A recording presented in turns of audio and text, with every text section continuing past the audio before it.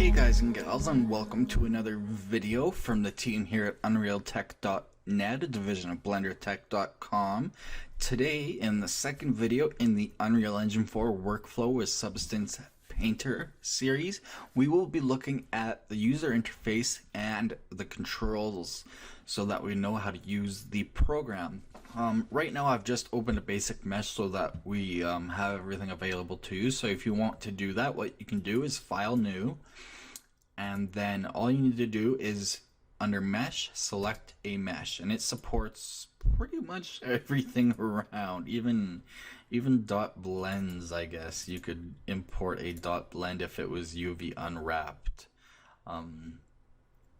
However, it isn't. So anyways, I just have a basic cube thing with some scaled inset faces that I used for testing Substance Painter. So it's nice because it has crevices and flat surfaces and just one material that you can paint on all over. So moving on to the UI, I think we've covered most of everything in the intro video. So again, we have our textures set, so we can add or remove textures here. We can change our working size on the fly, and we can bake our textures, which we'll get into because that's very important for lots of the procedural stuff. Then we have our texture set list. So this is all the materials you have in your mesh. Now, if you have multiple materials and you just want to work on one, you can hit the solo button and you'll just be working on that. We have only one material though, so obviously we're only working with all of them. But if you had multiple ones, you can use solo to just work on one at a time. And you can also click this little white button to turn them on and off. So this is useful for being able to view your entire mesh at once. But once you start painting, if you have multiple materials, whatever material you have selected will show and allow you to paint on it, but all of the other ones will disappear temporarily while you're painting. And you can turn that on or off, but it's very useful. So under viewer settings, the next one, we have a mode. So right now we're under material mode, which allows us to choose a shader, obviously. We can choose an environment map if we want to change that. We can change its opacity. So I usually like to prefer to work with just a background like this. But you can use for shadows and stuff an environment map. Obviously the exposure and the blur of your environment map. And you can also add shadows to your mesh. So all, most, or main. So to help you visualize what it's going to look like in game. Your shader parameters, you can up the AO up or down. Right now we don't have it baked, so that does nothing. The height force for working with height maps, which get converted into normal maps. So that's how strong is the height going to be. So if I go in here and if I paint something that's moderately high, you can see it's sticking out there. If I change the height force, as you can see, it's going to make it less or more strong, so you can adjust that. And this will have an effect on your output. Quality, you can go between high and low. There's little difference, so I'll just stick it on medium. And emissive quality, if you are painting an emissive map and you are painting glowy bits, then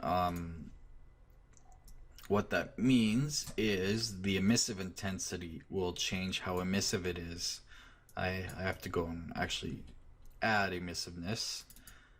I did not do that. Emiss. There we go. We can choose an emissive color, so it will glow red there now.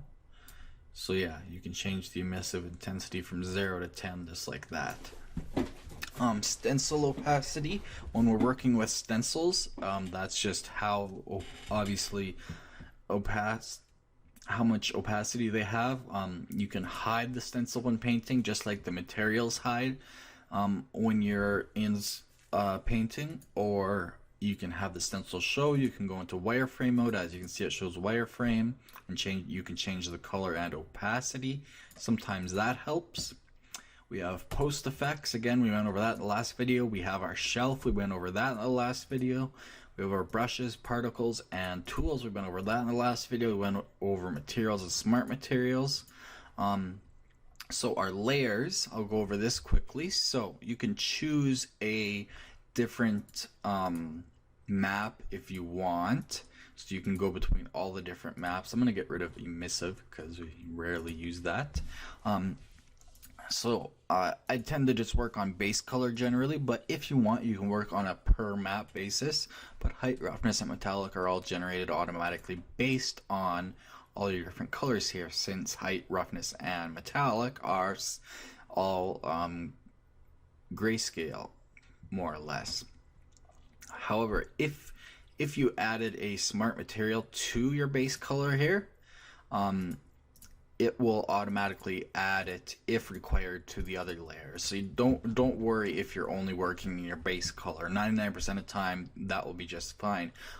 If I add a map to my, or sorry, a new layer to my base color and go to my height map, it's there as well. If I add one to my metallic layer 3, it's there as well. Different things will work on different layers. For example, if I was to turn off all of this, I'd only be painting my base color for layer 3. If I go to roughness, again, I'm just painting on my base layer, even though I've turned roughness off. So if I was to display next channel, roughness, as you can see, that painting doesn't show up. Even though we're painting a base color, the roughness doesn't show up because we turned it off and we're on the roughness layer.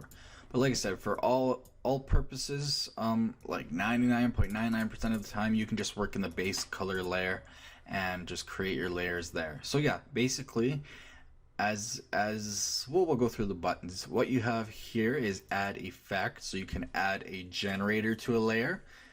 And so you can select a generator or you can drag and drop. So let's say in the generators I wanted mask generator dirt, I would just drag and drop it in, and it's now given me a mask generator dirt. That's not going to do anything because we don't have anything to mask off and we don't have our inputs, but that's what you can do. You can just go ahead and add stuff like that. Let's undo that. You can also add paint, so that's just like a basically a color. You can see we have the options down here. So yeah, that one basically we are painting. So add fill, so that just fills it with a color. So you see we have the fill options here. You can choose different options. You could choose a different color. So that's our properties for fill. So when you select something, if I select this layer, I get the properties for that paint layer. If I select this fill effect, I get the properties for the fill effect. So you're always working with these two windows in sync, basically, I guess you could call it. And so yeah, you can also add levels, so you can adjust your output levels. And you can add a filter. So they have, I don't know, a bunch of filters, but we need image inputs to make that useful. However, that is that. And there's also color selection, but we can't use that on this kind of layer. So then we have configure mask. So we can just add a regular white or black mask. So I'll often work with a black mask. So as you can see, what that does is it gives me two layers. I have my base layer here. Okay, you're being funny on me. Probably because we have a mask. So let me illustrate that exactly. So yeah, I'm just painting a bunch of stuff on here that you can't see right now. But if we then go to our mask, right now, since it's a white mask, I think I added, or did I add a black mask? I added a black mask. So yeah, I added a black mask, and so if I select this, you can see it's got this red box around it. So that means you've got it selected. So now what I do is I come down to my properties and I choose my color. So this is a mask. So if I want to mask it off, I paint in black. If I want to unmask it, I paint in pure white. As you can see, I can unmask it. And also you can change your tool size with the square bracket keys, just like in Photoshop. So yeah, as you can see, I can unmask it as I want, or I could mask it just 50% or mask it just 10%. So that's how a simple mask layer like that works. And a white mask works the same way, just in reverse. And a bitmap mask works with bitmaps if you don't have any. So basically you'll be using white or black masks depending on. You can also invert them. So again, if I was to do that, and then if I inverted this mask, we would see our effects because we have white. And then if we were to go white, we could mask it off. But then if we were to invert it, obviously it's the difference, so you'll see the inverse. So that's very useful. You can clear the mask. You can export the mask to the file if you need it later for, say, an opacity mask or an emissive mask. But what's very useful is, say you had two layers with two black masks, and let's say in one you had this whole big setup in your mask. What you can do is you can right click, you can copy the mask, and you can go to your other mask, right click, and paste the mask. Now I know it'll be hard to see, but it copied it exactly. So that can be very useful when you need to mask off two of the same layers with the same mask. Also, if you have a masked layer, let's just go back and remove that back to straight black. You can add our things again: color, filter, levels, fill, paint, generator. So if I add generator and then go to my generators and select one, such as mask builder, maybe will work offhand, maybe, sort of. So you can see we have some options for building a mask here.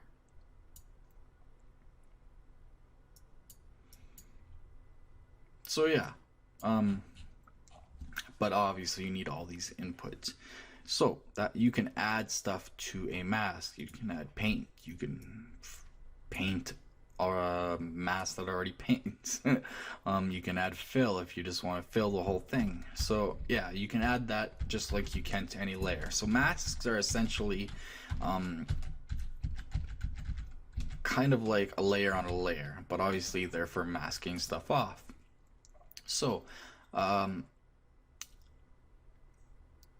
we have our masks, and then we have the next one, edit layer, which allows you to just cut, paste, duplicate, whatever. Next, you have the plus button for creating a new layer. Works just like in Photoshop. It's a new transparent layer. You have add a fill layer. So what that does is it adds a layer that is completely filled. So if I change it to red, it fills it completely with red. So that's a fill layer. And then you can go and you can add a mask, add a generator, and just pick one, and as you can see, just like that. So that's how fast it can happen. So that's what a fill layer does. It just fills whatever you decide here. You can fill a material, you can fill a base color, etc. So as you can see, I've just filled it with bark, and then you can mask it off later if you want. So that's what a fill layer does. So if something's not working, sometimes try adding a fill layer, because some things will only work with a fill layer applied. Then we have add a smart material, which is obviously in the toolbar down here. So you can add something like this gold or whatever, or I guess I got plastic rubber. So this adds a bunch of layers automatically. So what I've got here is I've got a fill layer with a with actually a looks like a paint mask. Either way, it's a mask that has levels, blur, fill, fill, fill. And so we've also got details, surface details. It's got a mask which has a fill. We've got the base color. So again, it's just a base color here, although we could change that if we wanted red plastic rubber. But you can also just you can drag a material in there if you wanted to change your color to a material. That kind of ruins the plastic rubber look, but you still have your surface damages and surface details.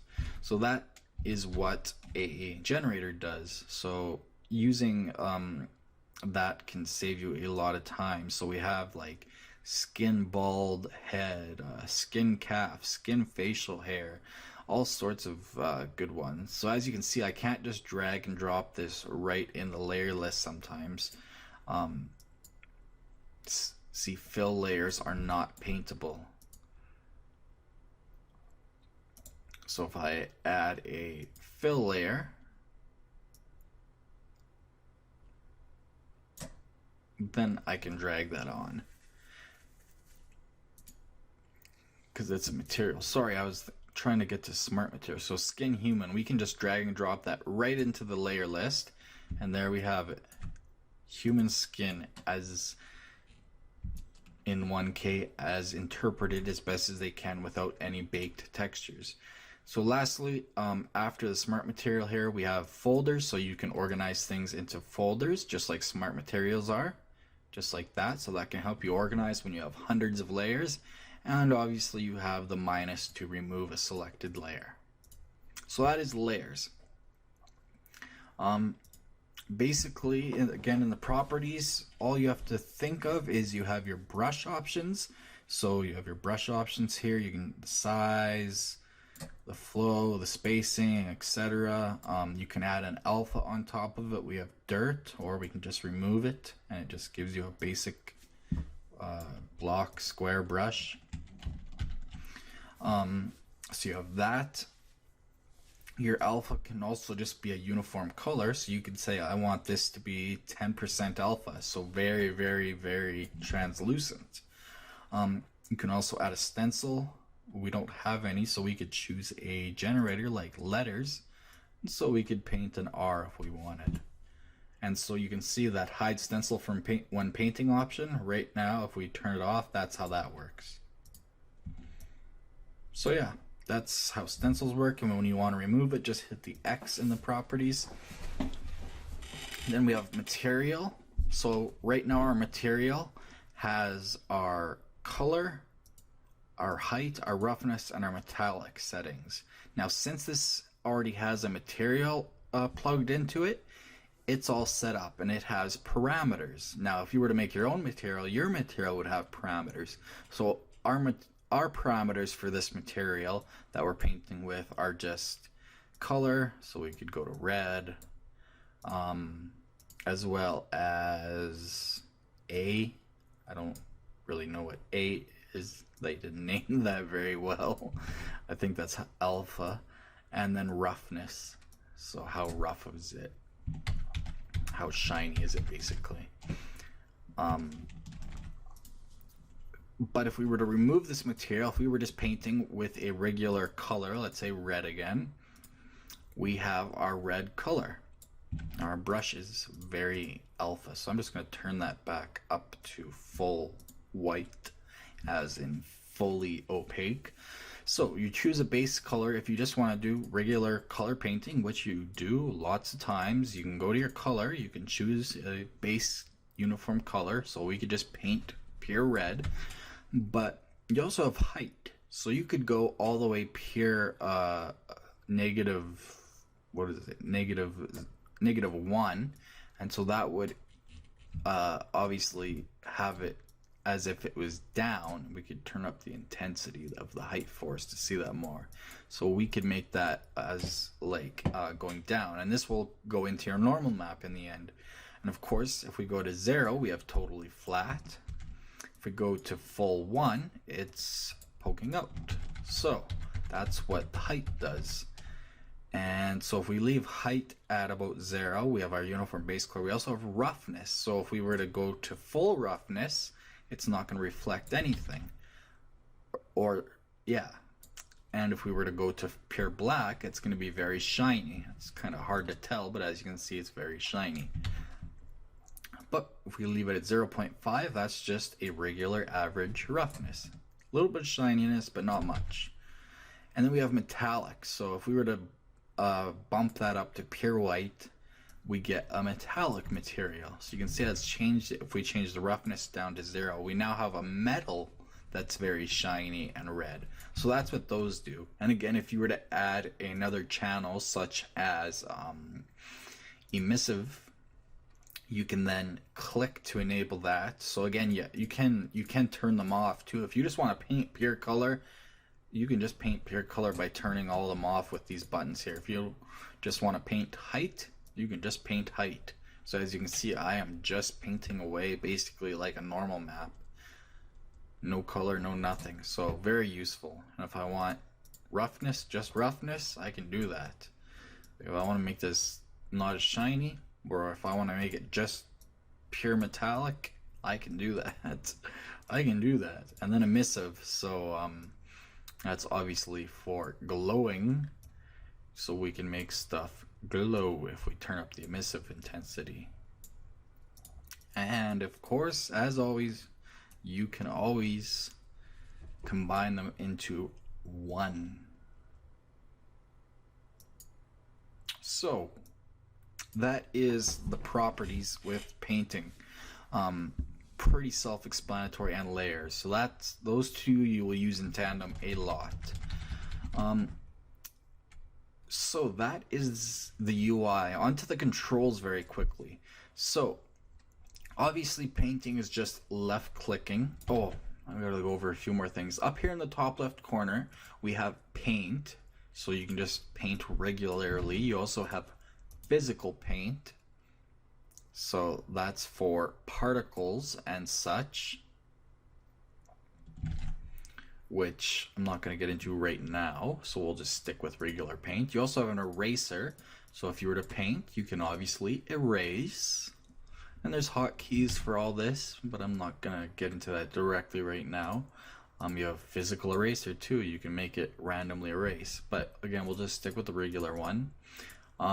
Whoops, I clicked that too fast. You have projection, which projects obviously your setup into the panorama to see what it looks like. You can right click on here and you can turn on and off different things, which so we have our log, layers, so you can turn things on and off there.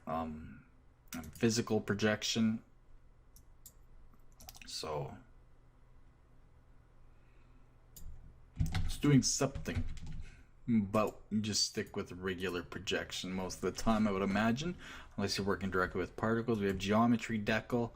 That allows you to just select faces. As you can see, we can select triangles, polygons, a mesh, so an entire mesh, or UV coordinates, which I would have to go into 2D view, I believe, to do.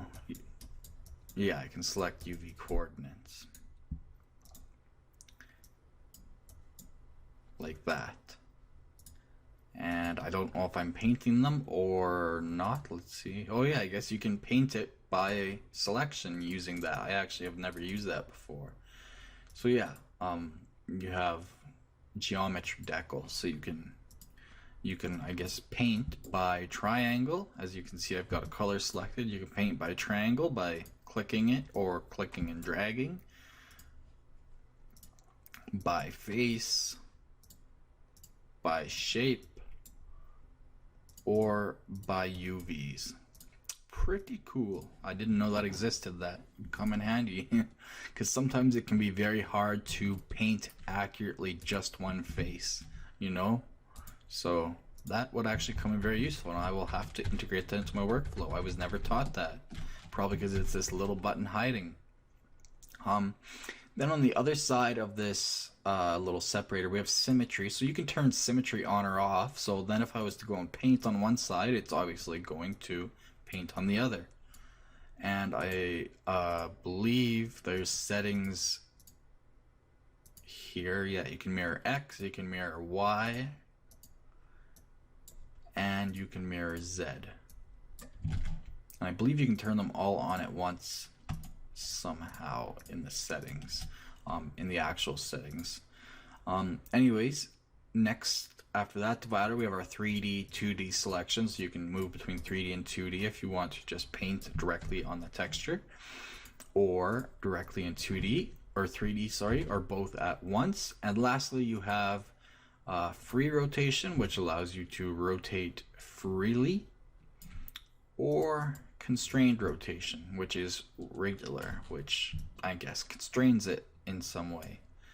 That doesn't really make a lot of difference. And then down here we have lazy mouse. If you're not aware what lazy mouse is, basically you can see what that does is right now I'm clicking and dragging, and it's basically lagging behind me. So it tries to emulate a tablet or a paintbrush. As you can see, a regular stroke just fills it, and lazy mouse at full tries to simulate a paintbrush. So that's what lazy mouse is. You can turn that on or off at will. And these little pencil symbols beside things, that just allows you to edit the value directly. So if I wanted 50% opacity in my environment, I just hit that symbol, type in 50, and I get 50%. So instead of using the sliders to try to get it, you can also just type in direct values. So that is the UI. So onto the controls. Now they've done very good in this, and I'll be able to go through it quickly, because if you do something like, say, hold down Control, it tells you exactly all the controls that have to do with control. And you can turn this off in the program settings. If I hold down Shift, I get everything resulting with Shift. If I hold down Alt, I get everything with Alt, sorry. If I hold down Control Alt, everything with Control Alt. If I hold down Control Shift, everything with Control Shift, which is nothing right now. And same with Control Shift. So they make it very easy. But the basic controls, holding down Alt, you can see we have our camera controls. So Alt and left mouse button, click and drag to rotate. Alt and right mouse button to zoom in and out, pretty standard, or just regular scroll wheel on its own. Alt and middle mouse button to pan. And that is it for your camera controls. Very basic. One that I like is Alt Shift. So Alt and Shift at the same time plus left lets you snap to each of the 6 views. You can see my my axis display in the corner here is orthographic. It's still in perspective, but it's orthographically snapped. I can then go, and if I was to move directly into the middle of the mesh, it would be pretty much orthographic right there. If I was to paint right there, I'm painting in perspective again right there. But yeah, I like that snapping sometimes, so that I can get lined up really nicely with something. And then you can go and rotate again, but it's nice because yeah, you can snap, and then you can just pan to work directly on that face, basically. So that is the controls. A couple other things I'll go over really quickly. Obviously we went through the size, so you can change from 128 to any other size right there, and again, it's non-destructive. I want to go over the viewer details really quickly. So we have mode, material, and we went over like the opacity and everything in the last video. If you're to change to mode solo, this is basically just your texture map. This is unlit, this is lit. This is way less memory intensive than if you were to work in material mode, but as you can see, you don't see like the effects of lighting quite as realistically. So I prefer to work in this mode, but then make sure every like 5-10 minutes I just go into material mode and make sure it's looking the way I want it. And additional map, so I could go to my normal map, for example, and see what it looks like. I was to say take the height. Oh, did I turn it off? No. I can see what's happening to my normal map, which is nothing right now because we don't have a normal map baked. But yeah, if you have other maps, you can go into them, but we don't right now. So yeah, that is basically it. We went over the rest in the last video. Like, you have edit project settings, and you can change your mesh, or you can change your normal map format. But as you can see, it will recompute all your channels, and you may lose stuff, and you have basic settings. It's not the greatest, but you have the keyboard helper, like I told you, the world axis. You can change the background color, so I actually prefer to work with a dark blue to a gray, and then you'll see that gives me that nice gradient when I'm working in solo mode. I just find it looks a little more professional and helps. So yeah, that is the basics of the UI and controls in Substance Painter. In the next video, we will create a quick mesh in Blender, and we will unwrap it, and actually we'll create a couple pieces of mesh and unwrap it and assign it to 3 materials. I think that will do everything well, and we'll start learning how to actually use it. So of course it's pretty self-explanatory, but I will show you just some basic workflow, and in the end we will go into exporting. You can export to a ton of presets. There is just the regular channels, so everything we have right here. You have CryEngine, PBR basics, you have Redshift, Unity 4, Unity 5, Unreal Engine 4, V-Ray, etc. So and then you can of course configure, as in change how your meshes are, or sorry, how your textures are labeled, what channels they use for different input maps, different mesh maps you might want to use somewhere, and so on and so forth. But we'll get into that at the end. So thanks again for watching from the team here at UnrealTek.net, a division of BlenderTek.com. If you enjoyed this video and learned something, please like it, and don't forget to subscribe for more videos. We're on social media, and the links on your screen. If you disliked this video for some reason, please tell us why, so we can continually improve our videos based on your community input. We also take requests, so we'll see you next time. Remember, create your way.